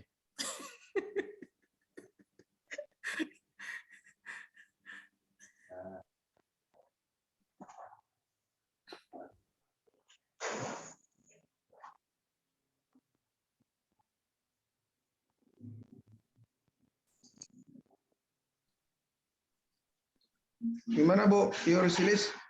Gimana Pak? Kalau enggak lanjut. Baik, saya ingin menanggapi sedikit dari apa yang dikembangkan tadi, atau sebagai apa namanya itu sebagai ulasan, mungkin secara umum saja dari apa tadi. Pertama yang kita hormati Bapak Profesor Dr. Syafruddin Nurdin dan kemudian Bapak Dr. Muhammad Qasim selaku dosen pengampu kita. Dari apa yang telah berkembang sebentar ini, saya secara pribadi terpikir-pikir dengan apa namanya itu tentang inovasi ini. Jadi berarti dari telah yang kita bahas ini, saya berpikir bahwa inovasi itu lebih dari sekedar perubahan. Walaupun semua inovasi itu melibatkan perubahan. Artinya inovasi itu adalah perubahan, tetapi tidak semua perubahan itu adalah inovasi. Nah, berangkat dari situ, kita tentu memahami makna dari inovasi yang telah dikemukakan baik pada saat sekarang ini maupun pada pembicaraan kita yang lalu, maka tergambarlah bagi kita bahwa yang dikatakan inovasi itu ada konsep-konsep daripada inovasi itu sendiri. Jadi dari konsep inovasi itulah kita mengetahui nanti bagaimana implementasi dari konsep inovasi ini yang terjadi di dalam kehidupan yang berkembang pada saat sekarang ini. Jadi dari konsep inovasi yang di situ pula kita dapat mengetahui bagaimana faktor utama yang menghambat terhadap konsep-konsep tersebut dalam rangka implementasinya. Jadi oleh karena itu tadi telah berkembang tentang faktor utama yang menghambat dan sulitnya inovasi kurikulum. Saya melihat di sini ada 6 faktor utama. Yang pertama adalah terlihat adalah estimasi yang tidak tepat. Estimasi yang tidak tepat itu adalah kurangnya pertimbangan inovasi daripada kurikulum. Kemudian kurangnya hubungan antara anggota tim pelaksana, kurangnya mungkin kesamaan pendapat tentang tujuan yang akan dicapai, kurangnya mungkin koordinasi di dalam tim, dan lain-lain sebagainya. Nah, ini dilihat dari yang pertama. Jadi oleh karena itu, untuk mencegah terjadinya estimasi yang tidak tepat ini, estimasi yang kita maksud sini adalah perencanaan tentang inovasi itu sendiri. Jadi mungkin perencanaannya kurang tepat. Yang kedua disebabkan karena konflik dan motivasi. Konflik dan motivasi di dalam yang kita maksud di sini adalah adanya pertentangan antara anggota tim, kurang setuju dengan apa yang telah dikemukakan, kurang adanya pengertian serta kurangnya kerjasama antara tim yang ada di dalam suatu perubahan atau inovasi itu sendiri. Jadi konflik dan motivasi. Nah, ini yang kedua penyebabnya. Kemudian yang ketiga adalah inovasi itu tidak berkembang. Hambatan ini dapat mengganggu berjalannya inovasi karena disebabkan kurangnya berkembangnya proses inovasi ini. Beberapa faktor yang dapat mempengaruhi diantaranya pendapat yang rendah, faktor yang dapat mempengaruhi diantaranya faktor geografis, tidak memahami kondisi alam, letak geografis, dan lain-lain sebagainya. Termasuk tambahan finansial, kurangnya sarana komunikasi, iklim, dan juga cuaca yang tidak mendukung. Nah, ini adalah inovasi tidak menyebabkan inovasi itu tidak berkembang. Kemudian yang keempat adalah masalah finansial. Nah, inilah yang menyangkut masalah dana tadi. Itu menyangkut tentang finansial. Kemudian penolakan dari kelompok penentu. Jadi setelah dilakukan perencanaan yang matang, perencanaan, kemudian ada penolakan dari kelompok-kelompok penentu. Kelompok penentu itu adalah orang yang memegang kebijakan dalam masalah inovasi ini. Kemudian yang keenam, disebabkan kurang adanya hubungan sosial antara kelompok di dalam suatu inovasi. Yang lain juga menyebutkan ada beberapa hal yang juga menyebabkan hambatan utama, seperti Wahyudin pernah mengungkapkan bahwa yang pertama mungkin disebabkan oleh mental barrier Itu hambatan yang ditimbulkan oleh sikap mental seperti salah persepsi, takut gagal, tidak mau ambil risiko, malas, dan lain sebagainya. Kemudian juga cultural block, hambatan budaya yang sudah mengakar dan sulit diubah. Kemudian social block, hambatan dari faktor sosial seperti ras, agama, primordialisme, status sosial, dan sebagainya. Nah, ini adalah hambatan-hambatan yang menghadapi. Namun yang perlu kita pikirkan di sini, dari hambatan-hambatan utama ini, inilah bagaimana solusi yang harus dicarikan sehingga nanti hambatan utama yang dalam inovasi kurikulum ini tidak ditemui lagi. Tentu untuk mencarikan solusi itu kita tentu berangkat dari peta konsep apa yang mau kita rubah itu. Kemudian dalam implementasinya bagaimana perubahan itu terjadi. Berarti perlu adanya yaitu evaluasi yang mendalam tentang inovasi ini. Jadi sebenarnya inovasi itu perubahan yang kita lakukan itu tentu selalu berangkat dari masalah-masalah yang timbul dari atas perubahan-perubahan itu, kemudian dilakukan evaluasi tersebut. Inilah yang berbentuk inovasi nanti. Akan lahirlah pemikiran-pemikiran baru tentang pengembangan. Jadi sisi-sisi mana yang harus dilakukan inovasi terhadap kurikulum ini? Tentu saja sebagaimana yang telah dijelaskan tadi, bagaimana termasuk di dalamnya yaitu strategi pembelajaran bagi siswa, dan kemudian juga bagaimana guru-guru itu memanfaatkan model sesuai dengan apa yang diharapkan dalam sebuah inovasi kurikulum. Jadi intinya inovasi kurikulum faktor utama ini adalah sebagai cikal bakal untuk melakukan perubahan-perubahan selanjutnya. Karena saya lihat dalam materi ini adalah mungkin masalah faktor utama ini adalah yang menyebabkan, artinya dikemukakan penyebab-penyebabnya ini supaya nanti jangan terjadi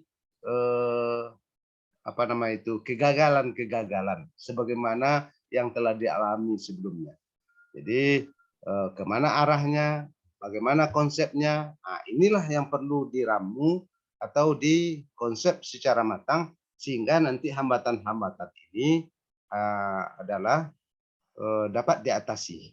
Ini kira-kira sebagai ulasan dari kami. Terima kasih atas segala perhatiannya. Mohon maaf atas segala kekurangan. Wassalamualaikum warahmatullahi wabarakatuh. Waalaikumsalam warahmatullahi wabarakatuh. Kita ucapkan kepada Pak Aldirman yang telah memberikan tambahan jawaban terhadap hambatan-hambatan. Ada 6 hambatan utama ini terhadap pengembangan kurikulum ini. Ada bentuk perencanaan, ada yang berupa konflik dan motivasi, kemudian inovasi untuk berkembang, kemudian finansial, penolakan dari kelompok-kelompok penentu, kemudian adalah kurang adanya hubungan sosial. Terima kasih kita ucapkan kepada Pak Aldirman. Assalamualaikum warahmatullahi Pak Prof dan Pak Dr. Mungkin karena mengingat waktu, jadi untuk itu mungkin untuk lebih sempurnanya diskusi kami ini, kami minta arahan dari Bapak dalam rangka kira-kira hambatan-hambatan dalam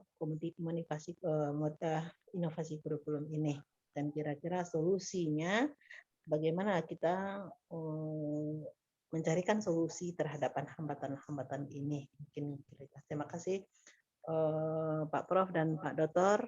Waktu kami persilakan. Pak Kosim itu, silakan Pak Kosim dulu. Oke Pak Prof. Assalamualaikum warahmatullahi wabarakatuh. Waalaikumsalam warahmatullahi wabarakatuh.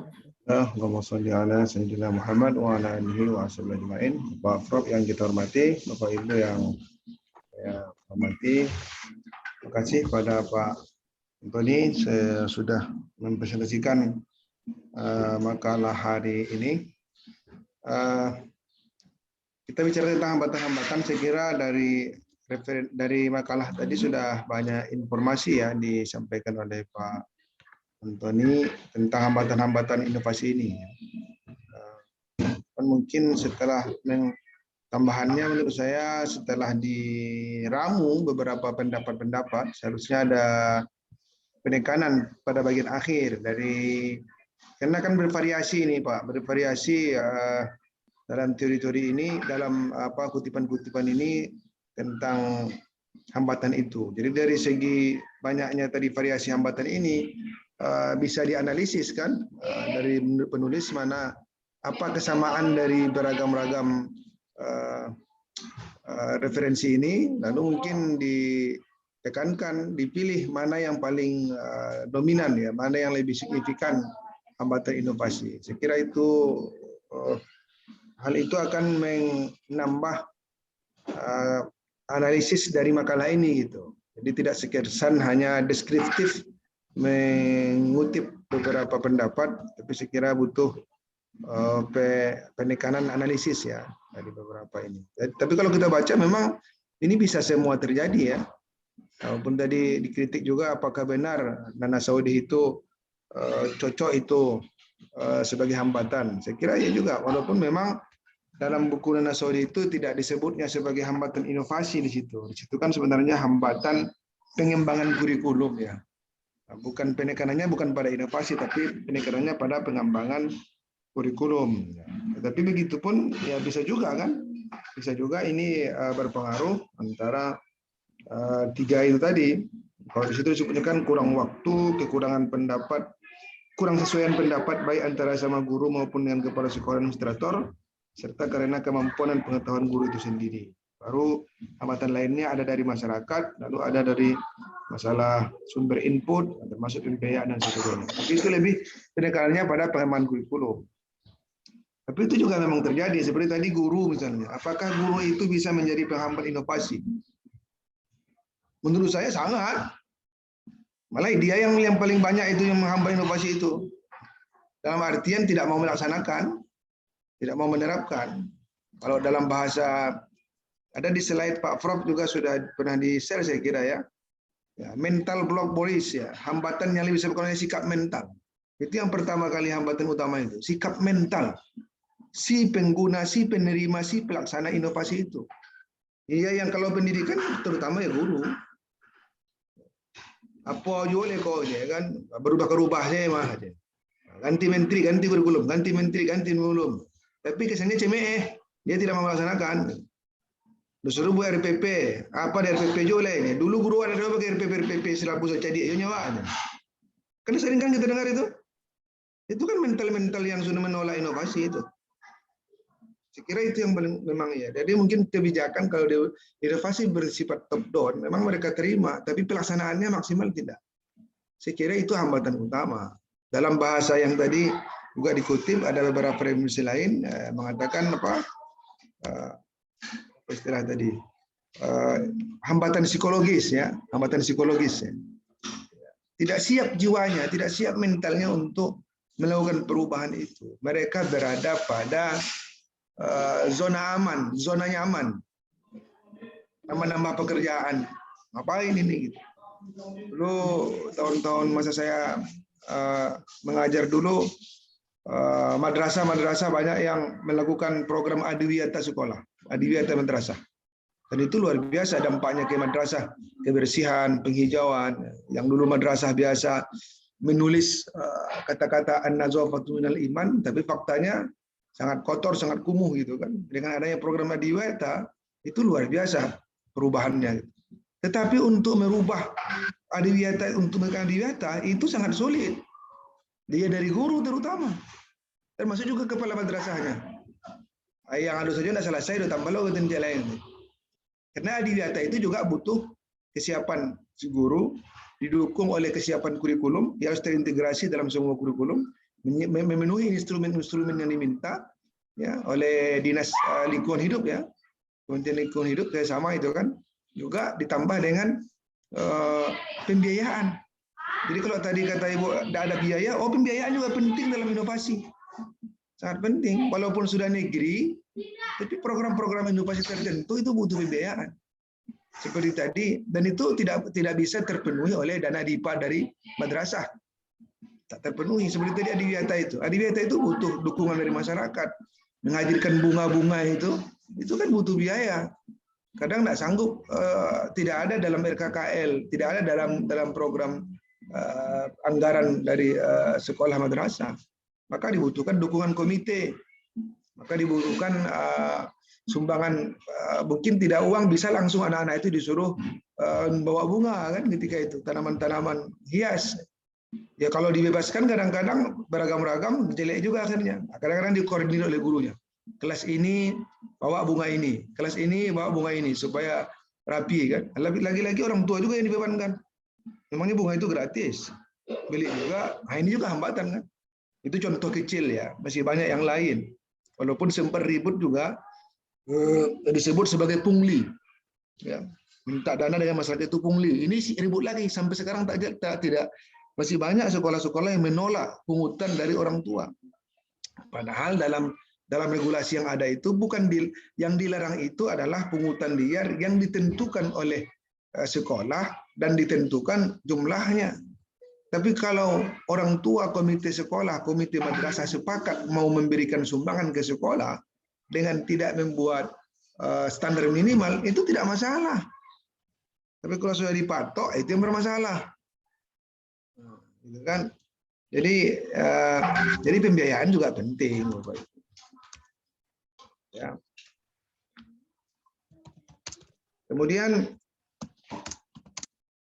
apalagi tadi yang ya saya kira masyarakat apa itu bisa juga ya. Yang kedua disebutkan juga hambatan fisik ya, hambatan psikologis, hambatan praktis, Orang praktis juga memang iya, artinya apakah inovasi itu mudah tidak dilaksanakan. Seperti tadi itu adiwiyata memang saya juga paham agak sulit juga, banyak juga guru-guru yang tidak menerima karena memang menambah pekerjaan mereka. Dan itu ada kesannya menurut saya juga kurang praktis. Misalnya adiwiyata itu sebentar lagi maja. Ampun lagi maja sebentar. Jadi misalnya kita banyak sekali dokumen-dokumen di madrasah itu. Mungkin Bu Yursilis paham betul ya di lapangan itu. Kadang-kadang seharusnya simpel, tetapi karena banyak akhirnya menambah pekerjaan si guru gitu. Ada tadi kalau kita ikut adiwiyata itu punya instrumen tersendiri. Ya, kemudian nanti kalau mau akreditasi lagi instrumennya. Padahal sebenarnya itu bisa dipadukan ya. Atau mungkin Bapak Ibu sampai sekarang misalnya tidak tegas, tidak jelas bagaimana sih hubungan antara penilaian sikap dengan penilaian karakter. Coba, itu beda-beda instrumennya. Pendidikan karakter itu kemana muaranya? Penilaiannya ya, instrumen penilaian karakter, instrumen penilaian sikap spiritual dan sikap sosial. Ada namanya sikap spiritual, ada sikap sosial. Pendidikan karakter itu ada religius, ada nasionalis, ada mandiri, ada gotong royong, ya, ada integritas. Berarti kalau religius itu kan sama dengan ada hubungan dengan sikap spiritual. Tetapi tidak connect gitu. Kenapa nambah pekerjaan guru aja itu? Nambah pekerjaan. Ini ada lagi karakter. Sekarang ada lagi yang namanya profil pelajar Pancasila. Juga ada juga instrumen penilaiannya kan, asesmen profil pelajar Pancasila. Jadi menurut saya memang tidak praktis. Maka kami tahun 2019 itu 2020 awal ya, kita sudah membuat, saya termasuk tim di Kementerian di Kemdikbud, kita buat kalau bikin kelompok berapa orang ketika itu ingin menselaraskan bagaimana sistem penilaian karakter dengan penilaian sikap. Saya masih ingat selesai kami buat itu di hari terakhir saya di Jakarta, pengumuman di Jakarta lockdown ya karena pandemi. Makanya sampai sekarang tidak ada tindak lanjut dokumen itu. Karena datang pandemi, kita berhenti bicara itu, lalu sekarang sudah selesai hampir selesai pandemi, maka muncul pula kebijakan profil pelajar Pancasila. Saya juga tidak bisa ikut lagi terlibat, karena sekarang yang dalam pelatihan-pelatihan di pusat itu adalah guru-guru penggerak dan dosen-dosen penggerak. Dengan kesibukan di kampus tidak memungkinkan lagi saya untuk ikut terlibat. Tapi kita di pusat pun sudah merasakan itu tidak praktis cara penilaian pendidikan karakter dengan penilaian sikap dalam kurikulum 2013. Ini contohnya kan, karena tidak praktis itu, walaupun sebenarnya kan bagus sekali itu, bahwa penilaian itu jangan hanya pengetahuan, tapi juga dengan sikap. Tapi nyatanya karena tidak praktis, akhirnya tidak terlaksana dengan baik. Tahun 2019 kami juga survei, nasional itu, saya dapat bagian di Sumatera ketika itu, saya turun di Sumatera Barat, tentang penerapan kurikulum 2013. Lagi-lagi yang menjadi persoalan yang tidak optimal dari ke-13 itu adalah penilaian, terutama penilaian sikap. Banyak sekali guru-guru itu penilaian sikapnya sangat baik, kurang, tapi tak jelas dari mana sumbernya. Padahal seharusnya itu kan dari semua guru berkontribusi kan memberikan penilaian sikap itu. Jadi saya kira itu juga sangat mempengaruhi ya hambatan praktis itu. Lalu ada hambatan nilai ya. Jadi kadang-kadang inovasi itu sesuai dengan nilai-nilai masyarakat sekitar. Kalau kemarin sempat terjadi kebijakan pemerintah misalnya tentang jilbab tidak boleh dipaksa gitu ya. Tetapi pada akhirnya kenyataannya bertentangan kan dengan orang Sumatera Barat. Walaupun di beberapa tempat mereka nyaman-nyaman saja gitu. Makanya kan terjadi penolakan. Walaupun itu sifatnya perubahan ya alasannya untuk HAM lah apalah gitu ya. Tapi pada akhirnya kan tidak. Jadi mungkin banyak hal lagi yang lain yang inovasi-inovasi itu tidak boleh bertentangan dengan kultur, dan itu di Indonesia mungkin terjadi karena kita banyak agama, banyak kultur budaya gitu, sehingga harus butuh penyesuaian. Yang terakhir juga sebenarnya siapa namanya ini yang pernah saya share buku inovasi pendidikan Nanda Saputra ya, juga dia menyebut tambahan di situ ada juga hambatan kekuasaan. Jadi kekuasaan itu kalau dia buat kebijakan inovasi yang berdasarkan keinginan dia, ya, tidak sesuai dengan masyarakat, itu juga menjadi kendala yang sangat besar. Sekarang ini juga kurikulum Merdeka ini kan ada kesannya juga dipaksakan dalam hal-hal tertentu ya, sehingga juga menjadi polemik. Seperti di perguruan tinggi boleh mengambil mata kuliah 2 semester di prodi luar perguruan tinggi. 1 semester prodi luar prodi dia tapi dalam perguruan tinggi. Praktek yang dilakukan oleh perguruan tinggi umum malah mereka itu bebas Bapak Ibu. Bebas mengambil mata kuliah apa saja, apakah relevan atau tidak dengan profil lulusannya, pokoknya dia merasa itu ada bakat minatnya ya diambil. Beberapa perguruan tinggi melakukan itu ya. Tetapi PTKIN kemarin di awal tahun ini pertemuan di Jogja kan PTKIN tidak berani kita mengambil risiko itu, karena memang mata kuliah untuk mencapai profil lulusan di PAI misalnya, atau di Tadles Matematika misalnya, kita butuh penguatan materi-materi konten asli dari matematika, karena kita ada menambah mata kuliah keislaman. Kalau dia dibebaskan 2 semester yang tak ada kaitan dengan prodinya, itu kan bahaya, bisa kehilangan konten-konten inti dari matematika itu. Makanya sepakat kemarin itu kita akan membebaskan mahasiswa kita untuk mengambil mata kuliah di perguruan tinggi lain 2 semester itu dengan catatan ada relevansinya dengan profil lulusan kita. Jadi sebelum mereka ambil, ketua prodi harus meng-ACC dulu. Ini sebenarnya yang diinginkan Mas Menteri bukan seperti itu. Kita kemarin ke UNESA di Surabaya, mereka malah mempraktekkan karena mereka mendapat juga terbaik dari praktek kampus Merdeka itu MBKM. Mereka malah tidak tahu apa yang mahasiswa ambil, gimana mau memverifikasinya, karena sudah ada sistemnya secara online. Mahasiswa itu langsung ambil di situ, nanti tiba-tiba laporannya sudah ada ke perguruan tinggi. Nah ini kan inovasi-inovasi yang bersifat top down dari pemerintah, dari kekuasaan, ya. Tapi kadang-kadang tidak sesuai dengan keinginan dari prodi, karena yang lebih tahu itu kan kalau perguruan tinggi ini kan ketua prodi gitu. Nah ini contohnya ya. Ini contoh. Jadi kadang-kadang kekuasaan itu juga bisa menghambat terjadinya inovasi dan justru bisa memuluskan inovasi itu sendiri. Makanya kalau tadi ditanya apa solusinya, ya kemarin yang kita bahas itu ada proses pengambilan keputusan. Kalau proses pengambilan keputusan itu dilalui dengan baik, ya tidak hanya memberi pengetahuan, tapi ada persuasif, ada pemujukan, ada implementasi, nanti sampai kepada konfirmasi. Saya kira itu kalau konsisten dilakukan bisa mengatasi hambatan-hambatan dalam menerapkan inovasi kurikulum itu sendiri. Ya, saya kira itu ya. Apa nanti mohon ditambahkan oleh Pak Prof. Terima kasih. Assalamualaikum warahmatullahi wabarakatuh. Waalaikumsalam warahmatullahi wabarakatuh.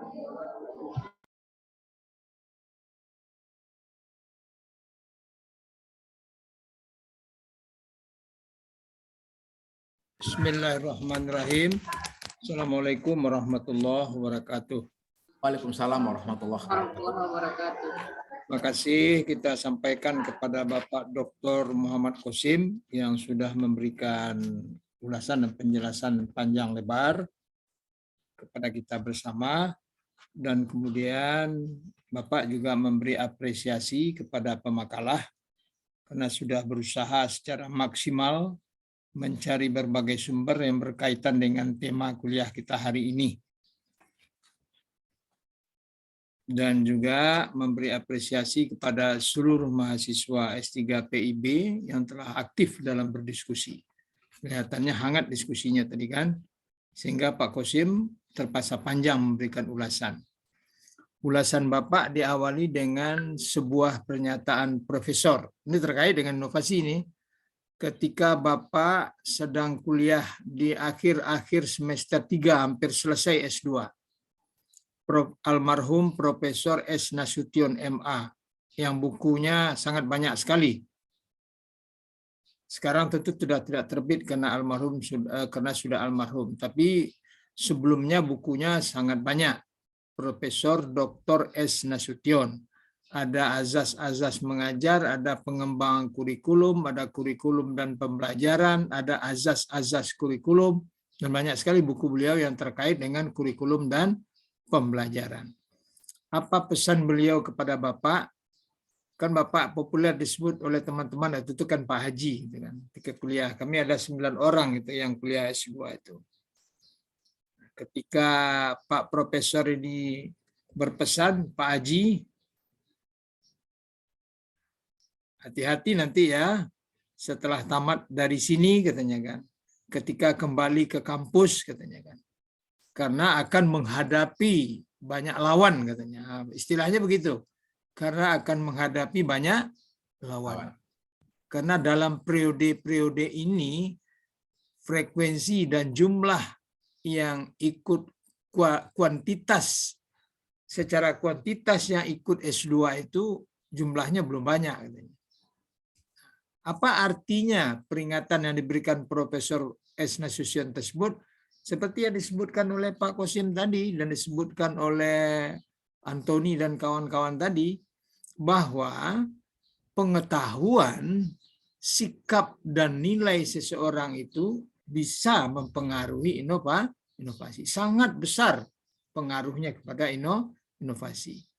Itu makanya kutipan terakhir Qasim tadi perlu diperhatikan.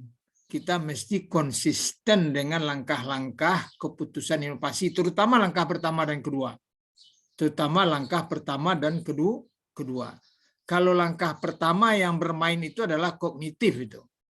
Langkah kedua yang bermain itu adalah afektif itu. Kalau itu mulus, rentetan ke belakangnya mulus itu. Tapi kalau yang pertama dan kedua itu terkendala, ya usaha yang kita lakukan harus memuluskan itu. Bagaimana langkah pertama dan kedua itu bisa kita terapkan dengan baik. Bagaimana penerima atau adaptor, penerima inovasi itu bisa punya pengetahuan yang baik tentang suatu inovasi. Bagaimana dia bisa bersikap baik dalam menerima inovasi. Yang dikatakan Pak Qasim tadi itu namanya kalau oleh saya itu adalah konservatif, guru konservatif. Saya sering mengemukakan dalam kuliah begini, Bu Yursilis pulang dari BIMTEK atau upgrading atau kursus gitu kan. Lalu Ibu datang ke sekolah. Di sekolah itu kan biasanya di ruang majelis guru kalau kita balik-balik BIMTEK kan suka cerita kan. Nah, dari yang mendengar cerita itu ada yang berkomentar seperti ini. Alah, Ibu baru sebentar jadi guru. Gua Aden udah 36 tahun jadi guru. Di Siko sadonya, Siko sadoa saya. Nah, artinya apa yang akan Ibu sampaikan itu sebelum Ibu ngomong sudah ditolaknya. Nah, itu yang berbahaya kata Pak Kosim tadi. Itu banyak itu. 3 saja ada di satu sekolah itu pusing kepala sekolah itu. 3 orang saja ada yang seperti itu di sekolah pusing itu. Apalagi di Fakultas Tarbiyah sekarang Pak Kosim itu kan menggantikan tugas saya itu. Di Fakultas Tarbiyah itu banyak itu macam orang itu. Ada yang konservatif, ada yang inovatif, tapi sekarang saya kira sudah banyak inovatif. Karena kata Pak Profesor Nasution, orang yang kembali S2, S3 itu pasti inovatif. Itu dijamin oleh Pak Nasution itu. Orang yang sudah kembali S2, S3 pasti dia inovatif. Karena kognitif, afektif, dan psikomotornya sudah diisi oleh semua hal-hal yang bersifat pembaharuan. Sedikit mengoreksi apa yang disampaikan Pak Alirman ya. Pembaharuan berbeda dengan perubahan Pak Alirman. Pembaharuan berbeda dengan perubahan. Perubahan itu reformasi. Kalau pembaharuan inovasi. Ada bedanya itu. Kalau inovasi pasti terencana, Pak. Pasti terencana. Perubahan belum tentu terencana. Kemarin terjadi perubahan 97-98 tidak ada rencanakan itu. Nah, keadaan saja terjadi reformasi. Kemudian terjadi pula reformasi di Rusia. Nah, pecah-pecah Rusia jadinya kan. Seperti sekarang dia itu tidak direncanakan, itu perubahan namanya. Jadi reformasi itu contohnya yang terjadi di Rusia, yang terjadi di kita 97-98. Kalau inovasi itu pembaharuan. Pasti terencana. Ada syarat-syarat lah gitu kan. Ada syarat-syarat atau ada kriteria yang disebut dengan pembaharuan. Nah, jadi yang kita diskusikan sekarang pembaharuan bukan perubahan. Pembaharuan dengan perubahan berbeda. Jadi apa yang sudah disampaikan Pak Haikal tadi dengan mencari bahan-bahan yang banyak yang sudah dikunci dengan 3 hal tadi dan dilengkapi oleh Pak Muhammad Kosim, saya kira itu sudah tepat. Gitu kan. Yang kunci terakhir Pak Kosim tadi yang sebenarnya kita balik sebentar ke keputusan inovasi. Karena pengembangannya itu mesti didahului dulu oleh keputusan. Kalau sudah seret di keputusannya ya ke belakangnya nanti seret juga. Jadi kita mesti ada istilahnya nanti kalau Bapak cari di beberapa sumber lain kan, ada homofili, ada heterofili namanya kan. Ada homofili dan ada heterofili. Kalau Bapak di dalam melakukan pengembangan inovasi ketemunya banyak dengan homofili, itu lancar itu. Kalau di tarbiyah ada heterofilinya juga itu. Apalagi di sekolah-sekolah madrasah kita gitu kan. Kalau heterofili itu kan agak sandek penyampaian untuk pengembangan inovasi itu. Karena tidak setara. Pengetahuannya tidak setara, budayanya tidak setara. Tapi kalau misalnya Pak Muhammad Kosim ini ada sebuah gagasan, dia sampaikan ke kelompok HMI itu agak lebih lancar dia, karena dia salah satu pikiran itu. Contoh saja kan. Nah, atau Pak yang lain kan, dia dari Muhammadiyah nanti disampaikan ke kelompoknya di Muhammadiyah, itu sudah satu pikiran kan, itu sudah satu langkah memudahkan. Apalagi setara pendidikannya gitu kan, sama budayanya, sama macam-macamnya kan. Nah, itu namanya homofili. Nah, tapi kalau heteropili itu yang beda-beda gitu. Susah kita menghadapi keadaan yang heteropili. Jadi tadi yang disampaikan Pak Kosim secara besar dalam buku yang sudah Bapak fotokopi kalau salah ada halaman 128 buku yang ini. Nah, itu disebut di situ disebut dengan judul besarnya adalah struktur sosial dan norma sistem. Nah, itu tadi itu, struktur sosial dan norma sistem. Nah, itu yang sangat berpengaruh kepada hambatan inovasi tadi. Struktur sosial dan norma sistem itu bisa pada lembaga formal dan bisa pada lembaga informal terjadinya. Nah, itu suatu hal yang bisa menghambat inovasi. Barangkali itu saja Bapak dan Ibu. dengan contoh saya yang pertama tadi, kesimpulannya artinya bahwa pendidikan seseorang itu memang bisa menjadi salah satu faktor penghambat dalam inovasi. Kalau sudah S2, S3 pasti inovator itu. Jadi Ibu sudah menempuh langkah yang benar ini. Ibu masuk S2, S3 mau jadi inovator dalam bidang pendidikan. Karena profesor saya mengatakan begitu. Hati-hati Pak Haji kalau pulang katanya. Saya jadi kaget mendengar kata hati-hati itu. Kenapa begitu Pak? Pak Haji pulang nanti katanya jumlahnya tidak seberapa itu katanya. Yang menunggu itu jumlahnya banyak katanya. Jadi artinya apa? Kesulitan nanti saya akan ngomong inovasi di lingkungan saya. Karena yang S2, S3 itu jumlahnya mesti sedikit. Jadi yang dihadapi dalam ngomong itu adalah orang-orang yang belum inovator gitu kan. Itu artinya peringatan Bapak itu.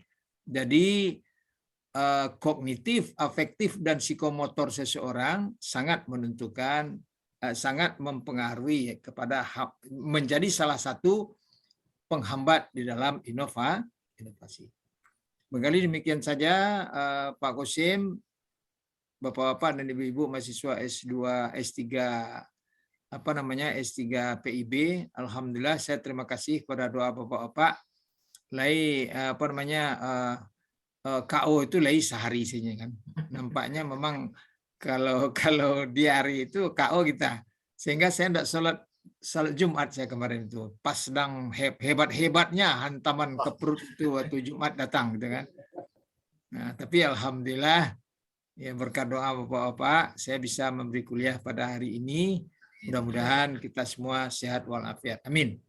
Amin, Pak. Saya serahkan kembali waktu dan tempat kepada moderator. Assalamualaikum warahmatullahi wabarakatuh. Waalaikumsalam warahmatullahi Waalaikumsalam. Jadi tadi sudah diluruskan ya. Walaupun Lena, Pak Antoni tadi salah sebutkan, tapi saya tidak mau negur langsung, dengan saya negurnya dengan WA saja. Karena Bandung itu kalau ada Nana jangan cepat Ibu. Kalau di Padang ya Nana itu pasti Ibu, gitu kan. Nah, jadi kalau Bandung itu banyak Nana itu. Profesor saya yang terkenal dua Nana itu. Nana Sujana. Itu terakhir jabatannya Kapuslit di UPI. Dan itu lama dipakai oleh Kementerian Lingkungan Hidup, jadi konsultan. Sekarang baru balik lagi seketika Bapak mau tamat dia baru balik ke UPI. Kalau Nana Saudi itu memang dosen saya betul dari semester 1 S2 sampai terakhir S3, malah menjadi kopromotor. Ketika beliau wafat, saya perintahkan Adrian Tony Anto mewakili atas nama kami keluarga ikut berduka cita. Langsung dia sampai ke rumah. Dicarinya istri Pak Nana itu. Sampai dapat ibu itu bilang Bapak menyampaikan ini. Kaget juga dia. Ibu itu kaget juga ada mahasiswa profesor yang datang mewakili untuk melayat. Nah, demikian saja tambahan. Assalamualaikum warahmatullahi wabarakatuh. Waalaikumsalam warahmatullahi wabarakatuh. Terima kasih Bapak. Terima kasih. Mohon izin Bapak Ibu. Terima kasih Pak Prof. Terima kasih Pak Qasim. Ibu Rosdia Lena jangan lupa kirim absen dan screenshot ya. Iya Pak, siap Pak. Terima kasih banyak kita ucapkan kepada Bapak Prof dan Bapak Doktor. Alhamdulillah kita telah dapat menambah, kita telah dapat